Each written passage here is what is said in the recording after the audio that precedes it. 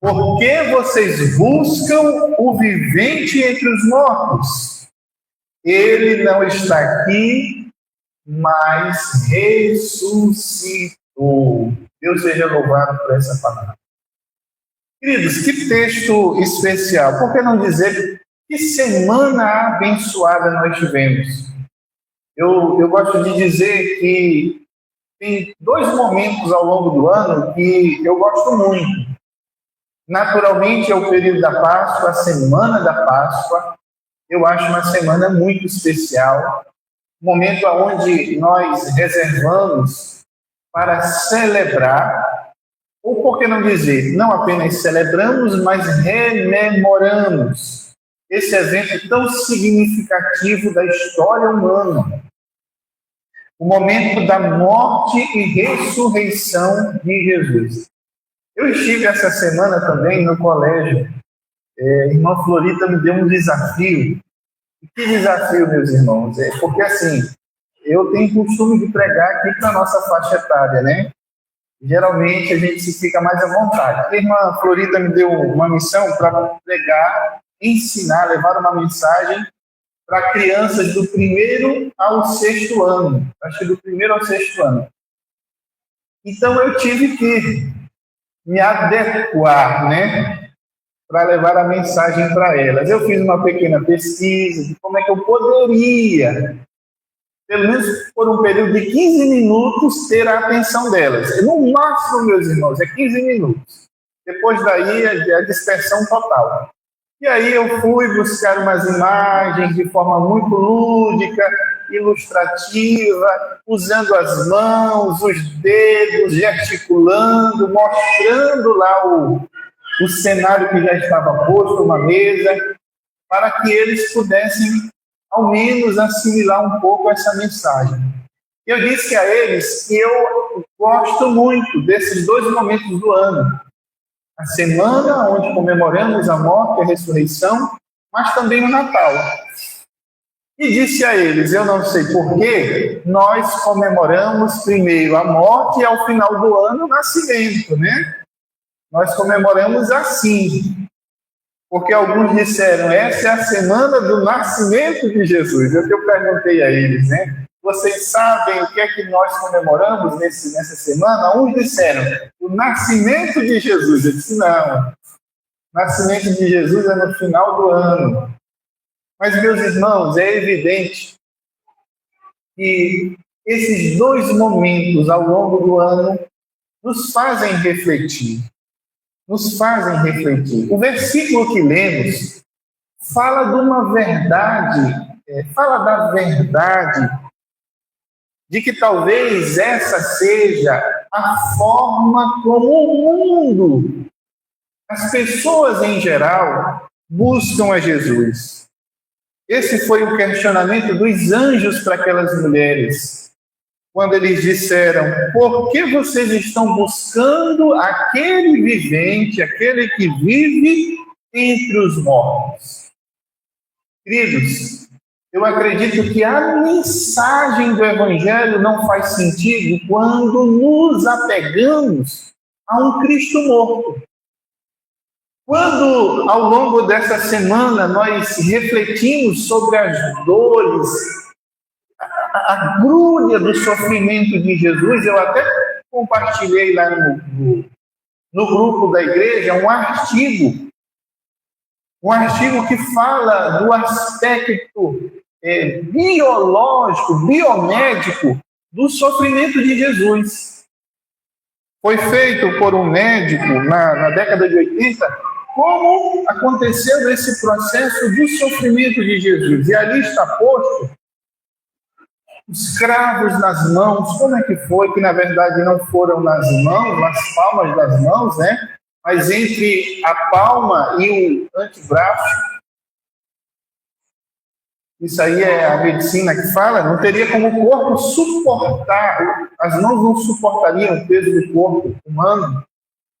Mas é interessante, meus irmãos, que ao longo dessa semana, muitas coisas são levadas em conta. E muitas vezes olhamos para o aspecto do Cristo crucificado. ferido, aquele Cristo moído naquela cruz, feridas abertas, sanguinolentas, né? Feridas. Mas, meus irmãos, a semana da Páscoa não é a celebração da morte apenas. Não, ou seja, não é a celebração da morte pela morte. Não queremos apenas lembrar que Jesus morreu, queremos lembrar, sobretudo, que ele morreu, mas ele ressuscitou. E esse é um evento que não aconteceu ao longo da história humana. Homem algum, meus irmãos, morreu e ressuscitou como Jesus ressuscitou. E essa, meus irmãos, é uma doutrina e uma verdade bíblica fundamental para nós. Porque se Jesus não morreu, ou seja, se Jesus não ressuscitou, o que estamos fazendo aqui, meus irmãos, nas próprias palavras do apóstolo Paulo, é vão. É sem significado, é sem sentido. Mas eu preciso dizer nessa noite que jamais você alcançará o verdadeiro Cristo olhando ou buscando o Cristo morto. Quantas e quantas pessoas, meus irmãos, estão buscando aquele que na verdade está vivo, mas busca entre os mortos? Para muitas pessoas, meus irmãos, ainda que elas se digam cristãs, o Cristo delas é um Cristo morto.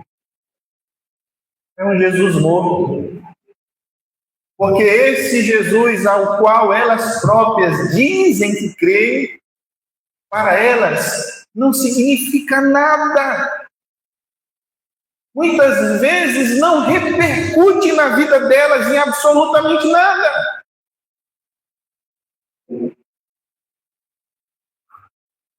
Não, meus irmãos, naturalmente, o que eu irei dizer aqui não é uma crítica à prática. Mas ao longo dessa semana, algumas pessoas disseram assim, eu quero que você entenda que não é uma crítica à prática. Mas alguém ao longo dessa semana disse assim, algumas pessoas se privam, por exemplo, de comer carne. Mas qual a diferença deste ato para uma vida ao longo do ano que não se observa compromisso nenhum com Deus? O que significa isso? Absolutamente nada. Queridos, o Cristo dessa noite que eu anuncio é o Cristo vivo. É o Cristo ressurreto. E, meus irmãos, quando eu falo dele aqui nessa noite, eu falo com plena convicção de que eu não estou falando de alguém que está distante, mas eu estou falando de alguém que está próximo a nós, de nós. Eu estou falando do Cristo que, inclusive, está aqui nessa noite conosco. Ele está aqui, meus irmãos. Ele está nos nossos corações. Ele está na nossa mente. Ele está na nossa boca. E Ele fala por nós. Ele está nas nossas mãos. Ele está nos nossos pés quando caminhamos para falar do seu amor. Ele está aqui porque Ele está vivo. Estamos falando nessa noite de um Cristo, meus irmãos, que não ficou retido pela morte. Mas Ele está vivo, ressurreto. A Páscoa, meus irmãos, e eu quero nessa noite então falar sobre 5 verdades da Páscoa. A primeira verdade, meus irmãos, é que a Páscoa é a vitória sobre a morte. A Páscoa é a vitória sobre a morte. Eu quero, antes de entrarmos aqui nas nossas verdades sobre a Páscoa cristã, eu queria que você entendesse isso. A Páscoa, ou a própria palavra Páscoa, ela não é uma festa do cristianismo. Você precisa entender isso. A Páscoa ela foi instituída por Deus quando o povo de Israel ainda estava, ou seja, antes de sair do Egito, na noite que deveriam sair, Deus disse ao povo de Israel que eles deveriam sacrificar um cordeiro de 1 ano sem mancha, sem mácula. Esse animal deveria ser comido pela família. Aqueles que não tivessem condições deveriam ser agregados àquela família, porque naquela noite, na noite da saída do povo, aquele seria o marco da passagem do povo que estava no Egito para então a sua liberdade. Porque é isso que significa a palavra Páscoa. Primeiramente no hebraico, Pessa. Páscoa, a Páscoa hebraica significa a passagem, a saída. E hoje, meus irmãos, então, é isso que significa para nós. Em Cristo nós temos o verdadeiro Cordeiro Pascal, que é sacrificado por nós, para que nós possamos sair. Mas sair de onde, pastor? Eu não estou preso. Para que possamos sair da prisão dos nossos próprios pecados. A Páscoa que nós celebramos hoje, meus irmãos, não é a Páscoa que os judeus celebram, mas é a Páscoa de Cristo. É a libertação dos nossos pecados para a vida em Cristo. Mas eu quero nessa noite, meus irmãos, lembrar você que a Páscoa de Jesus, representa exatamente essa vitória sobre a morte. Você precisa entender isso. Todos nós um dia morreremos. Nós temos uma certeza inequívoca. Todo ser humano tem essa certeza de que um dia ele vai morrer. Não sabemos o dia, nem a hora, como será. Mas todos temos a certeza que um dia morreremos. O que talvez você não saiba é que não existe apenas uma morte, a morte física, mas existem, segundo a Bíblia, 3 mortes. A primeira morte é a morte espiritual. E essa morte espiritual, todos nós, todo ser humano, indistintamente, está sob essa condição da morte espiritual. A segunda morte é a morte física. Um dia todos nós iremos morrer. E a terceira, e pior de todas as mortes, é a morte eterna. E com relação à morte eterna, Jesus veio então para resolver esse problema da morte eterna. E é por isso que quando ele pregava o Evangelho, anunciava o reino, a chegada do reino de Deus, ele dizia: arrependei-vos, porque é chegado o reino dos céus. Muitas vezes Jesus dizia nas suas mensagens, e ele veio para que tivéssemos a vida eterna. Então, meus queridos, hoje, nessa noite, celebramos a vitória de Jesus sobre a morte. Você não precisa mais ser escravo. Escravo dos seus próprios pecados. Escravo dos vícios. Escravos, meus irmãos, é o que somos quando não conhecemos a Jesus, o nosso Senhor. Somos escravos. Quantos de nós, meus irmãos, vivemos a ilusão do livre-arbítrio? A gente bate no peito e diz assim: eu faço o que eu quero, ninguém me governa. E eu ouvia muito isso da minha avó, né? Depois de velhinha, ela dizia: ninguém me governa, eu faço o que eu quero. Como era difícil, cuidado com ela, ninguém me governa. Mas é esse sentimento que todos nós temos no nosso coração, na nossa mente. Ninguém me governa, eu sou o dono da minha vida.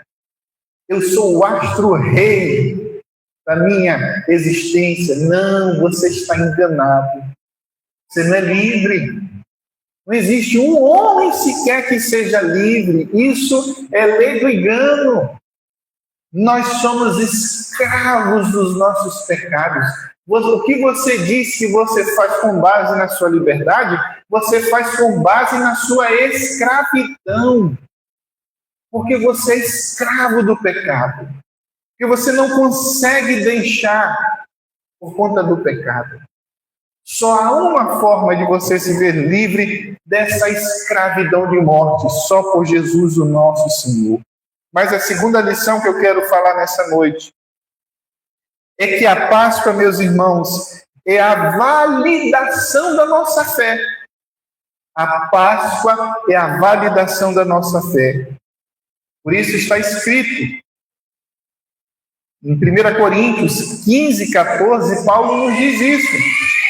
Se Cristo não ressuscitou, é vã a nossa pregação e vã a nossa fé.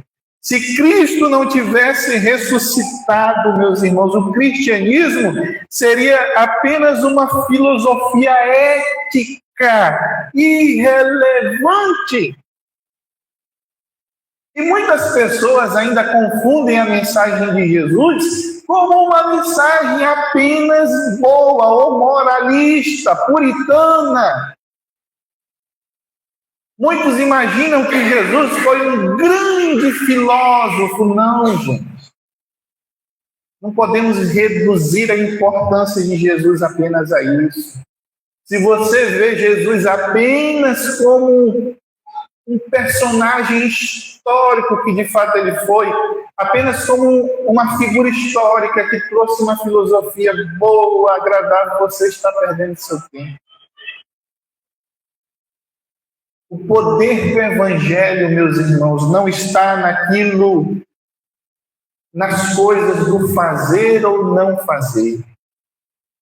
Se você imagina que ser crente ou servir a Deus é fazer ou deixar de fazer qualquer coisa, você está enganado. Quantas e quantas pessoas pensam que aceitar a Jesus é deixar de fazer qualquer coisa que lhe dá prazer? Você está enganado. Muitas pessoas pensam que entrarão na igreja e serão oprimidas para fazerem aquilo que alguém vai determinar que faça.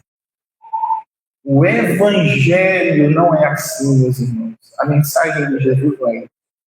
O que fazemos ou deixamos de fazer não é pela imposição de homens, mas é pela ação poderosa do Espírito Santo de Deus. O que eu faço, eu não faço pela minha força, mas eu faço pela força do Espírito Santo. E aquilo que eu rejeito, eu não rejeito pela minha força, eu rejeito pelo poder e pela ação de Cristo na minha vida. Então, a mensagem do Evangelho, meus irmãos, não é uma mensagem dos bons costumes, da moralidade, não. A mensagem do Evangelho é a mensagem da transformação. Porque é isso que Jesus ele faz no coração. Jesus não te faz ser um crente bonitinho, religioso bonitinho. Religiosidade, meus irmãos, é coisa nossa. É coisa do homem. Religião não muda ninguém. Agora, Jesus muda a gente. Jesus muda o nosso coração. Ele muda o que é preciso mudar. E não estou dizendo da parte externa, dessa casca. Ele muda o coração. Ele muda aqui dentro, meus irmãos. Porque é isso que tem valor. É a mudança interior do nosso coração. A terceira, meus irmãos, lição que aprendemos nessa noite são apenas 5. Mas a terceira é que a Páscoa é a quitação da nossa dívida. Gente, uma coisa que perturba, eu não sei a você, mas uma coisa que me perturba por demais é estar com alguma dívida. É estar devendo para alguém alguma coisa. Isso perturba, isso tira o juízo, isso incomoda. Tem que ser para todos nós assim. Mas você sabia que todos nós temos um débito com Deus? Todo ser humano tem um débito com Deus. E esse débito é impagável. Ou seja, essa dívida que temos é impagável. Ou seja, eu e você não temos condições de pagar. Diante de Deus, o que você poderia oferecer a Ele de mais importante? O que nós temos, meus irmãos, aos olhos de Deus, que é mais importante, poderíamos dar em retribuição a nossa dívida? Eu imagino que a nossa vida. O que temos de mais precioso, meus irmãos, é a vida, é a alma, né? A alma. Se você desse a sua alma para quitar a sua dívida com Deus, na balança de Deus não pesaria nada. Por que não vale, pastor? Porque somos pecadores. Meus queridos, apenas Jesus pode pagar essa dívida impagável. Só ele já pagou. Ele ainda não vai pagar, ele já pagou, meus irmãos, essa dívida.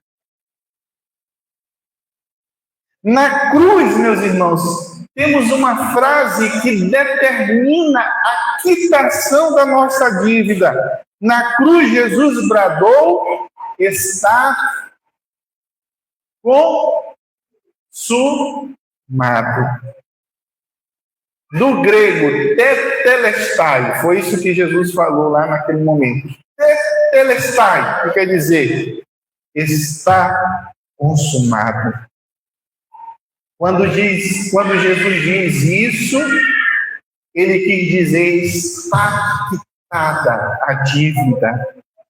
Está quitada a nossa dívida. Ou seja, é pelo sangue de Jesus, meus irmãos.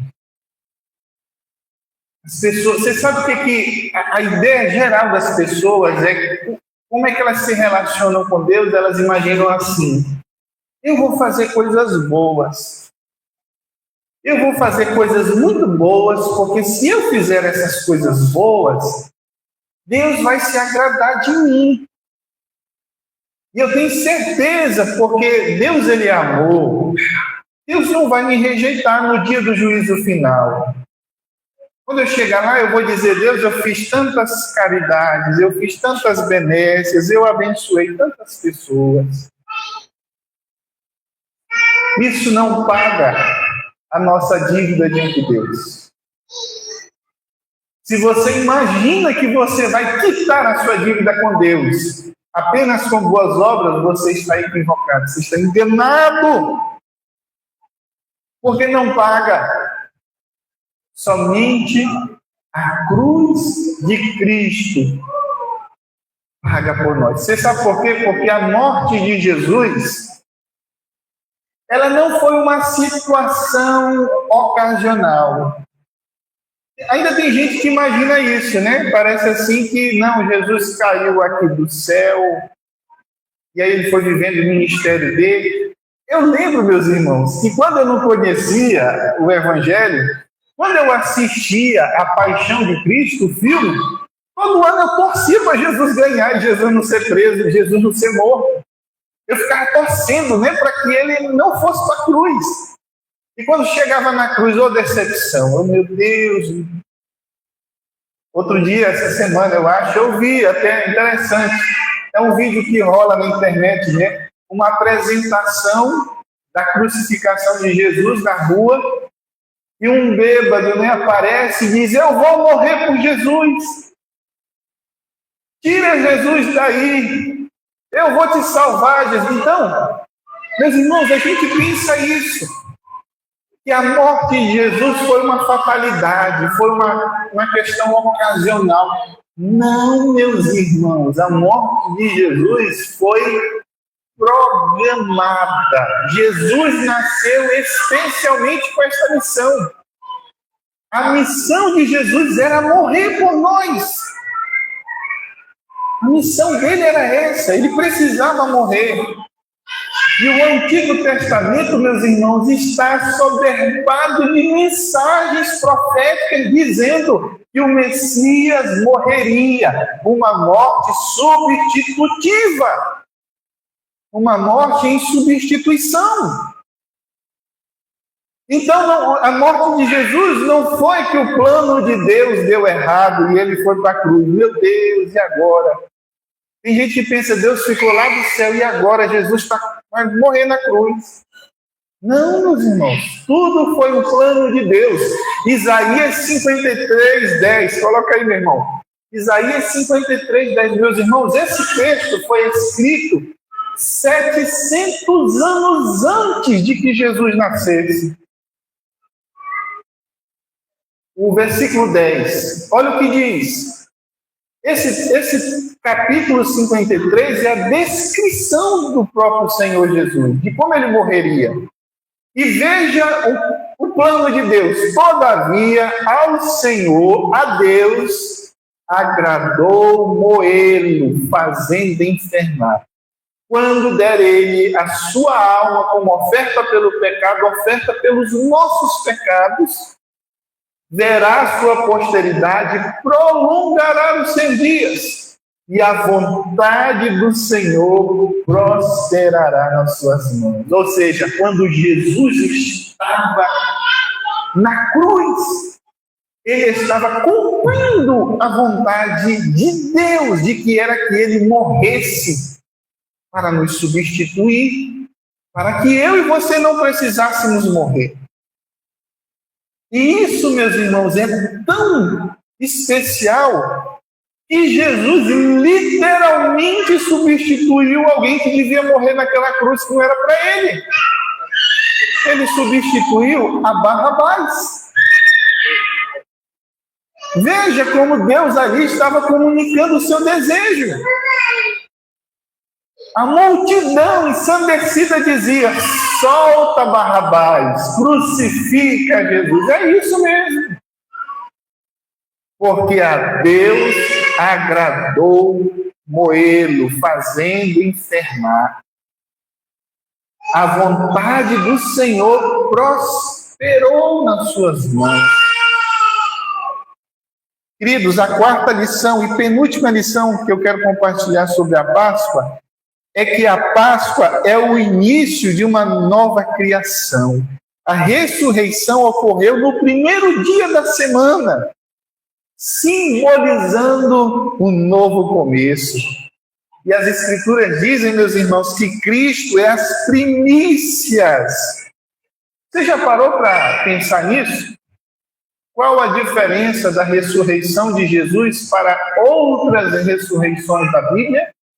O próprio Jesus ressuscitou pessoas ao longo do seu ministério.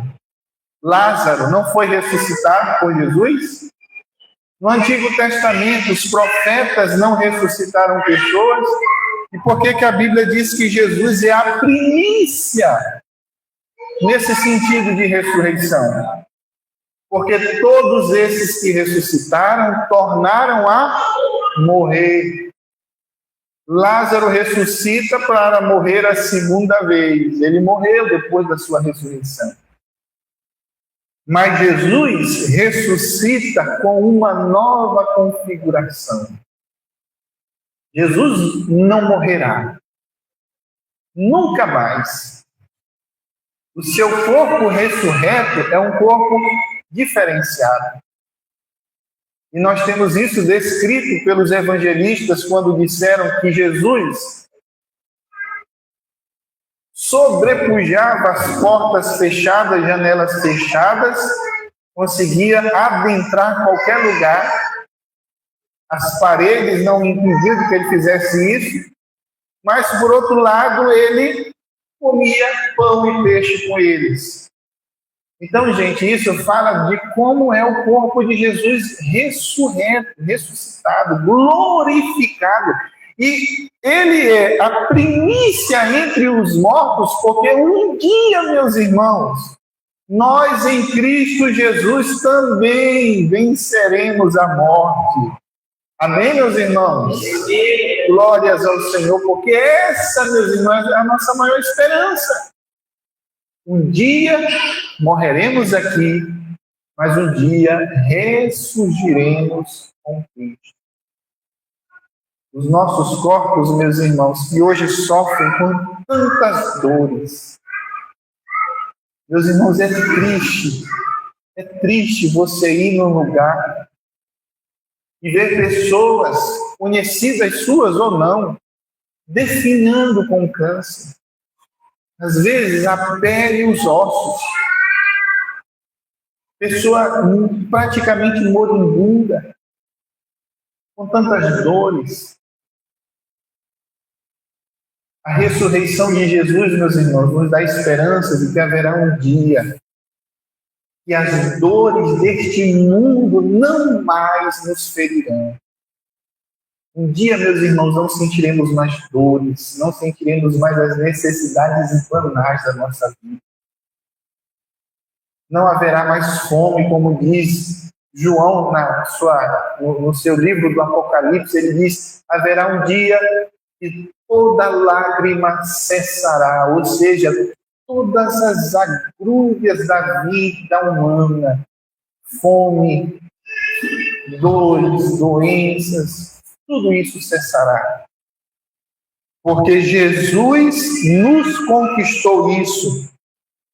E a quinta e última lição, meus irmãos, a Páscoa é a promessa do seu regresso, ou seja, estamos aguardando o evento final. Jesus nasceu, Jesus morreu, Jesus ressuscitou, foi assunto aos céus, agora está à destra de Deus o Pai, mas um dia voltará. E as Escrituras dizem como será a sua volta. E diz a palavra do Senhor que quando ele vier, não será como veio na primeira vez. Como é que Jesus veio na primeira vez, meus irmãos? Ele veio silenciosamente, porque nasceu aonde? Numa manjedoura. Ele não fez grandes alardes, né? Ele nasceu num berço humilde. Viveu com uma família humilde. Enquanto viveu aqui, meus irmãos, uns creram, outros duvidaram. Por que não dizer boa parte, ou a maioria dos que viveram com ele, duvidaram dele? Mas como é que será a vinda de Jesus a segunda vez? A Bíblia nos ensina, irmãos. Vou finalizar aqui. A Bíblia diz, meus irmãos, que quando Jesus vier pela segunda vez, a sua vinda será visível, gloriosa e estrondosa. Todo olho verá a Jesus. Na primeira vez, poucos viram, mas quando ele vier a segunda vez, todo olho verá. Eu não sei como é que vai ser isso, meus irmãos. Eu não sei como é que vai ser isso, não. Eu não sei se isso vai se dar pelo fato das pessoas saírem das suas casas e de qualquer lugar do planeta olharem para o céu e verem a glória de Deus nos céus. Não sei, pode ser pela tecnologia que temos, todas as televisões do mundo, a internet, apontando para os céus e vendo aquele negócio glorioso, estrondoso vindo dos céus. É o Rei dos Reis vindo. Uma coisa eu sei, meus irmãos, por fim, é que quando Jesus vier pela sua definitiva vez, última vez, quando ele vier, meus irmãos, uma coisa vai acontecer. A palavra do Senhor nos diz que todo joelho se dobrará e toda língua confessará que Jesus Cristo é o Senhor. Aqueles que creram, bem como aqueles que não creram, todo joelho se dobrará. Alguns para alegria e gozo eterno, e outros para lamento e tristeza eterna. Mas nessa noite, meus irmãos, meu irmão, eu pergunto a você, quem é Jesus? Qual é o Jesus a quem você segue? É o Jesus morto? É um personagem histórico? É um personagem da religião? Ou é o Deus vivo, eterno, que caminha com você todos os dias? Quem é o Jesus a quem você serve? É o Jesus ressurreto. Essa é a pergunta que deve mexer no teu coração. A pergunta que foi dita àquelas mulheres. Como lemos no versículo A quem vocês procuram? Por que vocês buscam o vivente entre os mortos? Que Deus em Cristo aplique essa mensagem ao teu coração, ao meu coração. Eu quero convidar você a ficar de pé nessa noite. Eu quero te convidar a fazer uma oração silenciosa. Curve a sua cabeça nesse momento e da sua forma, fale com Deus. Nesse domingo, meus irmãos, nós relembramos esse momento muito especial da morte e ressurreição de Jesus. Essa é uma oportunidade para você falar com Deus, orar, do jeito que você sabe. Mas pode ser que essa oração te leve a uma confissão, te leve à própria salvação. E nessa noite, o Espírito de Deus te faça entender aquilo que palavras não irão fazer você entender. O Espírito Santo de Deus ilumine o teu entendimento para que você consiga perceber o reino de Deus. Nós vimos como isso se deu quando Jesus falou com Nicodemos e disse a ele: Nicodemos, se tu não nascer de novo, tu não podes ver o reino dos céus. Que o Espírito de Deus te faça nascer de novo para que você veja o reino dos céus e você possa adentrar ao reino dos céus. Pai bendito, eu quero te agradecer por essa noite, Senhor. Eu te agradeço por essa semana, Senhor. Talvez essa semana, para muitos de nós, foi mais uma semana deste ano. Talvez, Senhor, foi uma semana irrefletida. Não tivemos tempo para refletir sobre o que comemorávamos. Quem sabe, Senhor, essa semana passou tão rápida para alguém que não percebeu que era uma semana especial. Mas hoje, Senhor, aqui, neste domingo, nesse momento, Senhor, estamos sendo instruídos pela Tua palavra.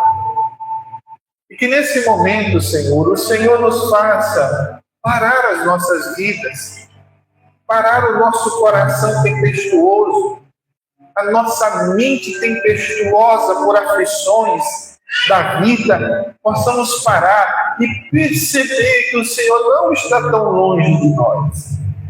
E, na verdade, o Senhor está muito perto de nós. E de que o Senhor deseja estender as mãos para nos salvar. Senhor, que essa seja uma noite de salvação. E nessa noite, Senhor, talvez alguém que chegou aqui, Senhor, precisando de salvação, seja salvo pelo poder do Cristo ressuscitado. Abençoa, Senhor, famílias aqui representadas. Quem sabe, Senhor, famílias destroçadas, ó Pai. Famílias destruídas, arrasadas pelo mal do diabo e deste mundo, Senhor. Mas que essa noite, Senhor, seja uma noite de restauração. Restaura, Senhor. Quem sabe alguém que chegou, Senhor, com a mente cansada, sobrecarregada, pesada, Senhor. Talvez chegou com as emoções destroçadas. Mas que essa seja uma noite de cura, Senhor. A cura da mente, a cura da alma, da restauração completa do ser. Sobretudo, Senhor, a libertação da alma, Senhor, desta pessoa. Que esta noite, Senhor, seja uma noite de vida e não de morte. Aqueles, ó Pai, que têm andado em uma vida de morte espiritual, tornem a viver para a glória e para louvor do Teu santo e eterno nome, Senhor. Senhor, queremos estar preparados para quando o Senhor vier a segunda vez. Queremos, ó Pai, ser aqueles que irão se alegrar com o Teu retorno, não lamentar. Queremos estar preparados para o dia, Senhor, em que esse grande céu será rompido pela glória do Filho de Deus. Queremos estar preparados, Senhor, para esse grande dia, quando o Senhor retornará para buscar o teu povo, para buscar a tua igreja. Ora, Senhor, Maranata, ora, vem, Senhor Jesus. Essa é a nossa palavra, Senhor. Maranata, ora, vem, Senhor Jesus. Que o Senhor venha, ó Pai, porque desejamos receber o consolo eterno do teu Santo Espírito. O nosso coração, Senhor, geme e treme diante de Ti, Senhor, desejando a vinda do Senhor, a esperança eterna, desejamos receber diante de Ti. Ó Senhor, grande e glorioso é o Teu nome. Assim, ó Pai, nós te agradecemos por esse domingo, te agradecemos por essa semana, te agradecemos, sobretudo, pela morte e ressurreição do nosso Salvador. Que o Senhor nos abençoe. Assim oramos e agradecemos em nome de Jesus. Amém.